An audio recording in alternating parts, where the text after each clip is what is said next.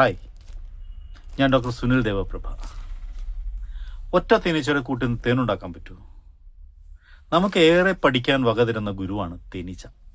ഉത്സാഹത്തോടുള്ള നിരന്തര പ്രയത്നം, സഹകരണശീലം എന്നിവയിൽ നമ്മേക്കാളെല്ലാം എത്രയോ മുന്നിലാണ് നിസ്സാരമെന്ന് നാം കരുതിപ്പോരുന്ന തേനീച്ചകൾ. തേൻ കുറയുന്ന കാലത്തെ ഭക്ഷണത്തിനായി അത് കരുതി വെക്കാനും അത് ശ്രദ്ധിക്കുന്നുണ്ട്. തേനീച്ചയ്ക്ക് കടം കൊടുക്കുന്ന ബാങ്കുകളൊന്നുമില്ലല്ലോ. തോമസ് ഹുഡ് 1799 ജനിച്ച് 1845 മരിച്ച ഇംഗ്ലീഷ് കവി തന്റെ 25-ാമത്തെ വയസ്സിൽ പ്രസിദ്ധപ്പെടുത്തിയ ചിന്തോദ്ദീപകമായ ദ ലാസ്റ്റ് മാൻ എന്ന കവിതയിലെ ഒരു വരി കേട്ടു നോക്കൂ. But when was ever honey made with one bee in a hive? Frankenstein വരെ എഴുതി പ്രസിദ്ധി നേടിയ മേരി ഷെല്ലി പിൽക്കാല നോവലിന് ദ ലാസ്റ്റ് മാൻ എന്ന പേരിട്ടത് ഈ കവിതയിൽ നിന്ന് പ്രചോദനം ഉൾക്കൊണ്ടുകൊണ്ടാണെന്നാണ് പറയപ്പെടുന്നത്. എത്രയൊക്കെ ഉത്സാഹവും കർമ്മശേഷിയും ഉണ്ടെങ്കിലും ഒരൊറ്റ തേനീച്ച മാത്രം പ്രയത്നിച്ചാൽ കൂട്ടിൽ കാര്യമായി തേനുണ്ടാക്കാനാകില്ല. പല തേനീച്ചകൾ ഏക മനസ്സോടെ പ്രവർത്തിച്ചെങ്കിൽ മാത്രമേ അതിന് ഫലം കിട്ടുകയുള്ളൂ. വലിയ ശ്രമങ്ങൾ ഫലപ്രദമാകണമെന്നുണ്ടെങ്കിൽ പലരുടെയും കൂട്ടായ പ്രയത്നം കൂടിയേ തീരൂ.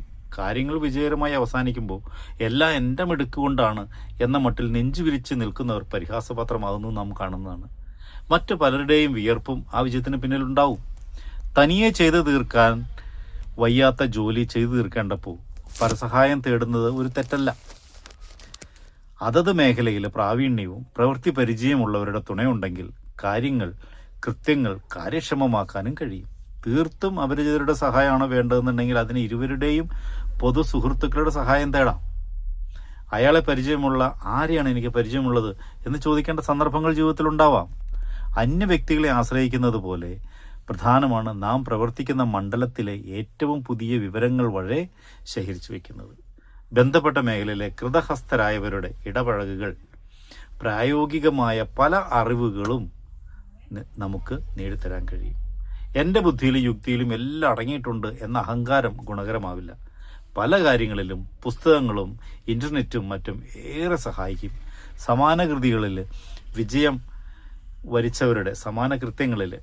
വരിച്ചവരുടെ ചരിത്രത്തിൽ നിന്ന് പ്രചോദനം ഉൾക്കൊള്ളാം. അവർക്കുണ്ടായ മുന്നേറ്റങ്ങളിൽ നിന്നും അവർക്ക് വന്നുപോയ വീഴ്ചകളിൽ നിന്നും നമുക്ക് പാഠം പഠിക്കുകയാവാം. മറഞ്ഞിരിക്കുന്ന സാധ്യതകളും പതിയിരിക്കുന്ന ചതിക്കുഴികളും മുൻകൂട്ടി കാണാൻ ക്ഷമയോടെയുള്ള വിശകലനം നമുക്ക് തുണയാകും. എന്തെല്ലാം പഠിച്ചു വെച്ചാലും വൻ വിജയങ്ങൾ നേടാൻ തോളോട് തോൾ ചേർന്ന് പ്രവർത്തനം വേണം. തലയിൽ പേൻ കൊല്ലാൻ പോലും ഒറ്റ വിരൽ പോരാ.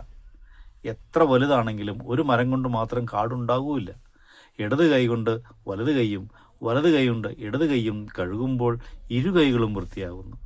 പരസ്പര സഹകരണം കൂടാതെ ഒരു ദാമ്പത്യവും വിജയിക്കില്ല. വടംവലി, വള്ളംകളി മത്സരങ്ങൾ എന്തൊക്കെയാണ് ഇതിനെ സൂചിപ്പിക്കുന്നത്? സമാധാനപരമായ ഏത് സഹകരണവും മൗലികമായി പരസ്പര വിശ്വാസത്തെയാണ് ആശ്രയിക്കുന്നത്. കോടതിയും പോലീസും എല്ലാം അതിനുശേഷം മാത്രം എന്ന് ഐൻസ്റ്റൈൻ പറഞ്ഞതാണ്.